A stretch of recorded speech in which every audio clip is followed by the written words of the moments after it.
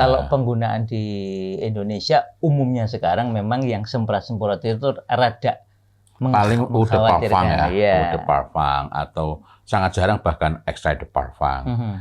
Lalu apakah dimungkinkan yang dibakar itu berbahaya? Apa manfaatnya? Apa bedanya? Apa keunggulannya kalau kita menggunakan wewangian yang dibakar? Ini daya lekatnya, nempelnya di badan, nempelnya di pakaian itu lebih lama. Wanginya juga akan lebih kuat.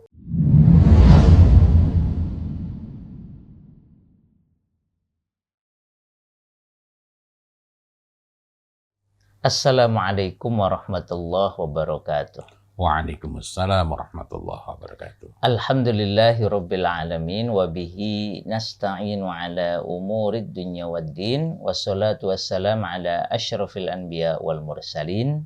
Amma ba'd.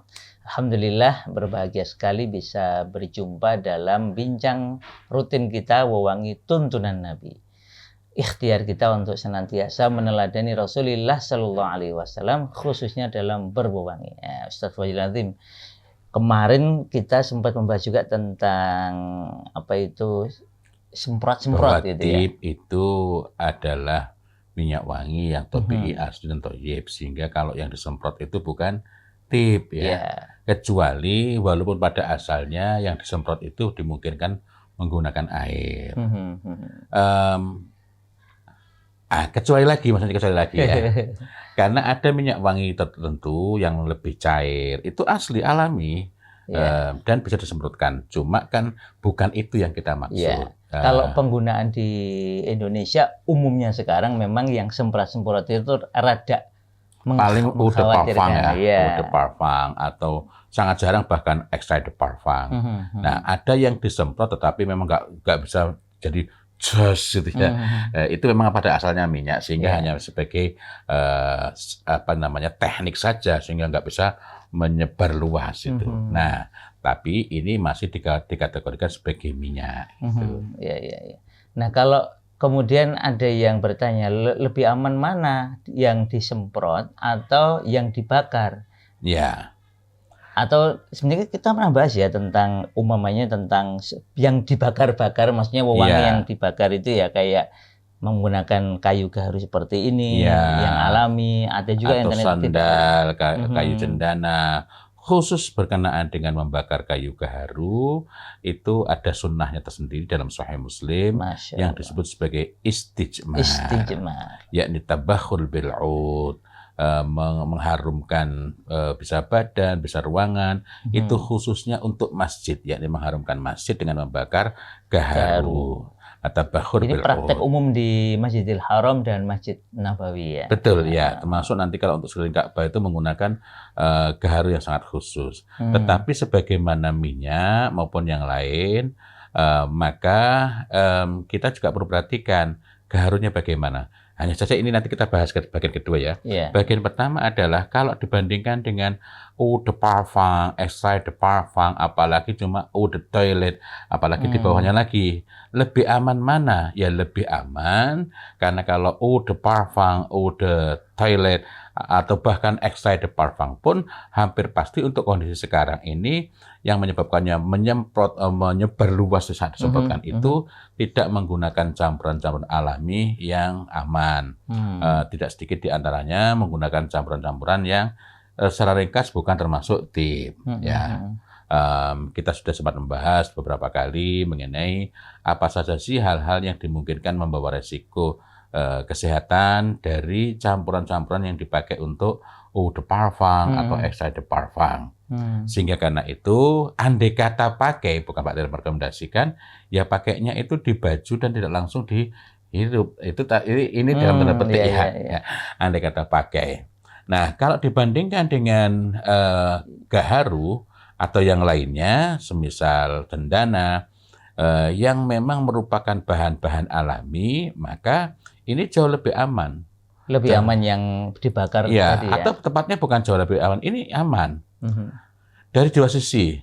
Pertama, jika kita meyakini inilah yang disunahkan oleh Nabiullah Muhammad SAW dan itu sebagai petunjuk, maka nggak mungkin kita diarahkan, kita didorong, dibawa kepada hal buruk. Yang kedua, Kalau yang dituntunkan dalam hadis Nabi Muhammad Sallallahu Alaihi Wasallam adalah menggunakan oud, gaharu yang tabi'i atau nanti sandal, ya kayak pewangian yang lain.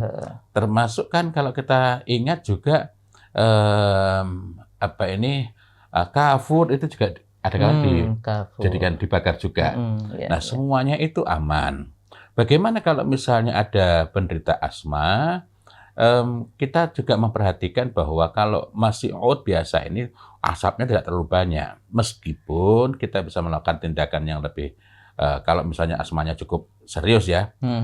Di rumah saya sendiri ada yang asma dan sejauh ini tidak masalah ketika masih menggunakan oud yang alami ya. Oud yang alami ya. Nah, asapnya menjadi banyak itu kan ketika kita teteskan minyak, minyak lain ya. Iya, artinya ini kan jadi cairan berinteraksi dengan tubuh sehingga menjadi sangat banyak asapnya. Lalu apakah dimungkinkan yang dibakar itu berbahaya? Oh ya, sebelum kita bahas, apa manfaatnya, apa bedanya, apa keunggulannya kalau kita menggunakan wewangian yang dibakar? Daya lekatnya, nempelnya wewangian itu entah ke badan, entah ke pakaian itu jauh lebih kuat. Wewanginya. Termasuk lebih lama tadi ya?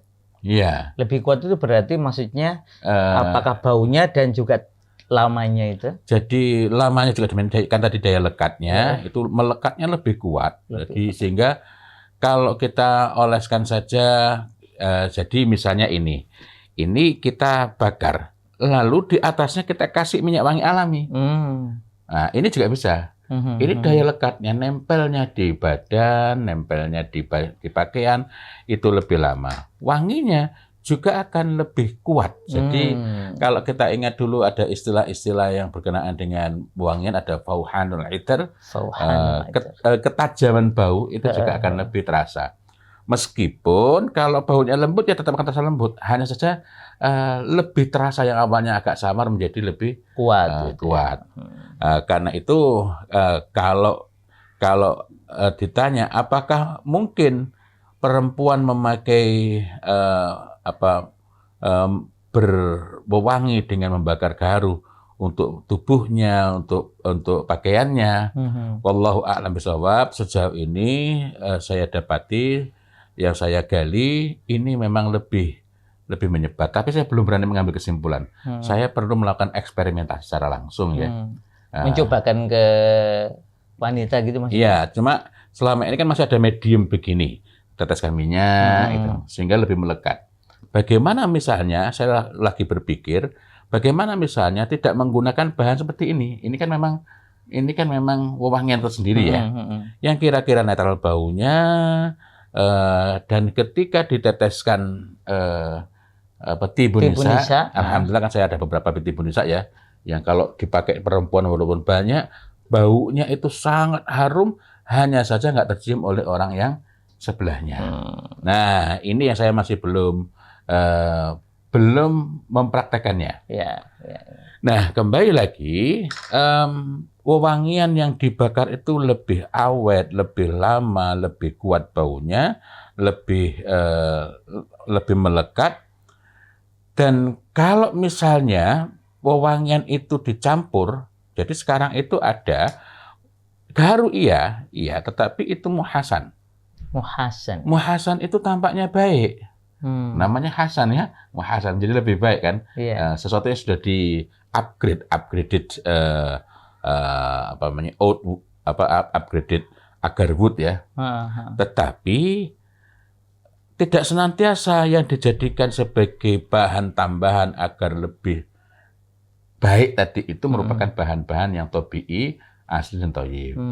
Tidak jarang yang menggunakan bahan-bahan sintetis artifisial yang sebagiannya justru bisa berisiko.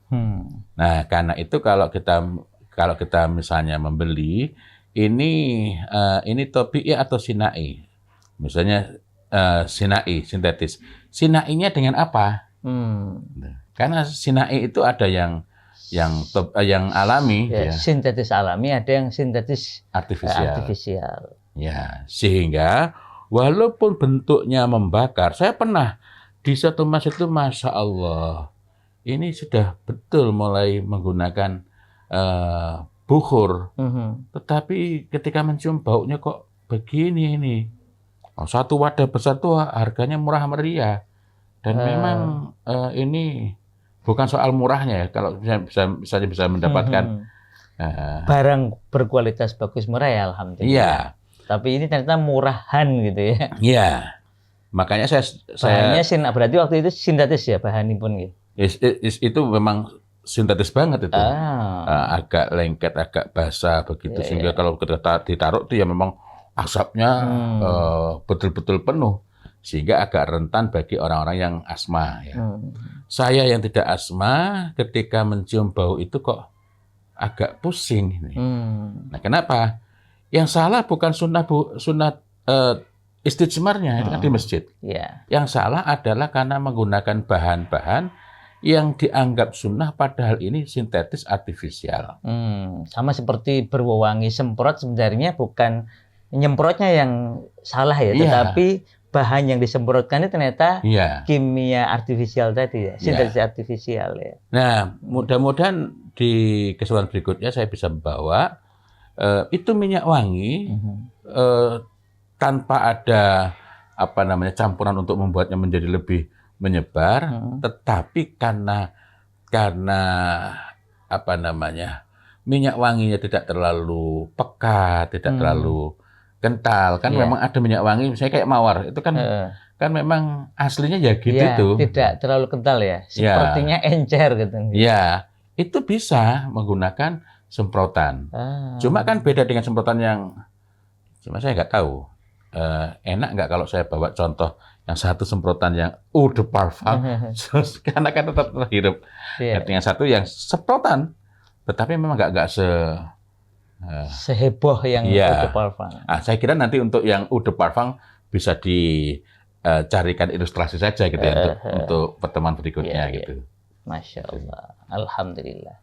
Jadi kalau mau menghidupkan sunnah berwangi dengan membakar kayu-kayu harum termasuk gaharu, kemudian cendana dan semisalnya itu sangat baik Ustaz ya. Tapi pastikan bahwa bahannya harus yang alami. Kalau bahannya tidak alami ya tentu saja akan membawa madharat bukan maslahat. Masya Allah. Demikian semoga bermanfaat. Wabillahi taufiq wal hidayah. Wassalamualaikum warahmatullahi wabarakatuh. Waalaikumsalam warahmatullahi wabarakatuh.